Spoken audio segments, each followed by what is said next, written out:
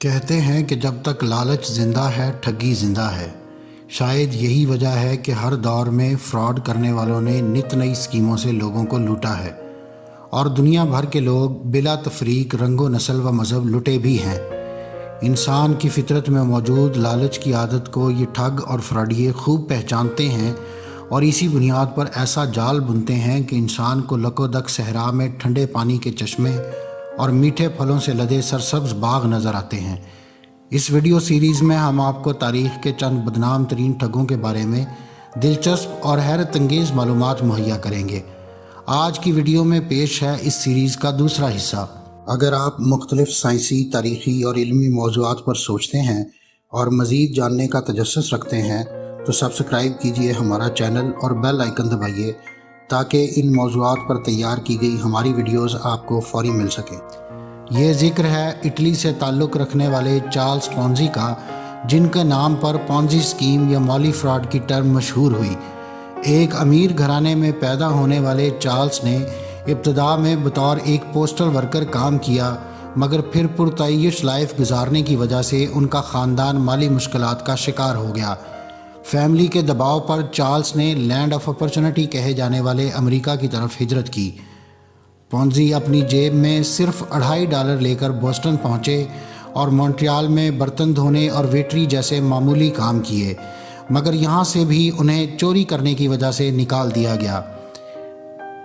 بالآخر انہیں کلرک اور پھر بینک مینیجر کے طور پر بھی کام کرنے کا موقع ملا، اور اسی ملازمت کے دوران پونزی نے stealing from Peter to pay Paul کا مشہور آئیڈیا سوچا، جو بعد میں ان کا ٹریڈ مارک بن گیا۔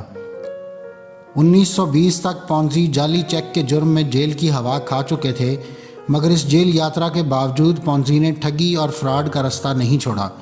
حالانکہ اس دوران پونزی نے اپنی اسٹینوگرافر سے شادی بھی کر لی تھی۔ پونزی نے کچھ عرصے بعد اپنے فادر ان لا کے گروسری سٹور میں کام کیا، اور اس کے علاوہ بھی دیگر کئی چھوٹی بڑی نوکریاں کیں، مگر کوئی نوکری لمبی نہیں چلی اور جلد ہی وہ کسی نئی ملازمت کی تلاش میں نکل پڑتا۔ اسی دوران اس نے اٹلی سے لوگوں کو امریکہ سمگل کرنے کا کام بھی کیا، مگر اس میں بھی پونزی گرفتار ہوا اور اٹلانٹا کی ایک جیل میں اس نے 2 سال گزارے۔ اگلے فراڈ میں اس نے لوگوں کو کہا کہ پوسٹل ریپلائی کوپن اسکیم میں انویسٹ کریں، کیونکہ اس نے ایسا مشہور کیا کہ مختلف ملکوں میں کوپن کی قیمتوں میں فرق کے باعث انویسٹرز کو صرف 45 دن میں 50% تک منافع ملے گا۔ چارلس نے اپنے ابتدائی انویسٹرز کو اس شرح سے منافع دیا بھی، مگر یہ اس نے صرف اپنے انویسٹرز کی تعداد کو بڑھانے کے لیے کیا، اور ایسا ہوا بھی۔ لوگوں نے لائنوں میں لگ کر اس کی اسکیم میں انویسٹمنٹ کی۔ جن لوگوں نے اس سے منافع حاصل کیا تھا، انہوں نے بھی مزید منافع کے لالچ میں دوبارہ پھر اسکیم میں انویسٹ کیا۔ نتیجہ یہ ہوا کہ سارا پیسہ آخر کار چارلس پونزی کے پاس ہی رہا۔ اس کے علاوہ اس نے سیلز ایجنٹس کو پرکشش کمیشن کا لالچ دے کر اپنی اسکیم کا دائرہ کار بڑھانے کے لیے استعمال کیا، جس سے شہریوں کی ایک بڑی تعداد اس کی اس اسکیم کی طرف متوجہ ہوئی، اور لوگوں نے زندگی بھر کی جمع پونجی اور اپنے تمام تر اثاثے اس کی اسکیم میں زیادہ منافع کے لالچ میں انویسٹ کر دیے۔ اس دوران ایک صحافی نے جب اس کی اسکیم پر شکوک و شبہات کا اظہار کیا اور لکھا کہ اس قدر بڑا منافع اس طرح دینا کاروبار کے کسی اصول کے تحت ممکن نہیں ہے، تو چارلس پونزی نے اس پر حق عزت کا دعویٰ دائر کیا۔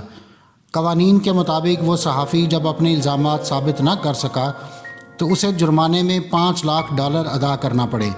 اسے کچھ عرصہ تک کسی کو اس کے متعلق نہ صرف کوئی سوال پوچھنے کی ہمت ہوئی، بلکہ عوام میں اس اسکیم کی مقبولیت اور شہرت میں مزید اضافہ ہوا۔ مگر پھر ایک دوسرے اخبار بوسٹن پوسٹ نے اس اسکیم کے متعلق سوالات اٹھانے شروع کیے اور مختلف آرٹیکل اخبارات میں شائع کیے۔ تحقیقات کا آغاز ہوا تو انویسٹرز نے رقم واپس مانگنا شروع کر دی، اور یہیں سے چارلس پونزی کا زوال شروع ہوا۔ آخر پونزی کو 12 اگست 1920 کو گرفتار کر لیا گیا، مگر اس دوران انویسٹرز کو قریب $20 ملین کا نقصان ہو چکا تھا۔ کیس عدالت میں گیا، جہاں چارلس پونزی نے خود پر لگے فراڈ کے 86 الزامات کو درست مان لیا، جس پر عدالت نے اسے قریب 15 سال قید کی سزا سنائی۔ لوگوں کو بیوقوف بنانے والے اس شاطر پر جب قدرت کی پکڑ آئی تو اس کی بیوی بھی اس کا ساتھ چھوڑ گئی۔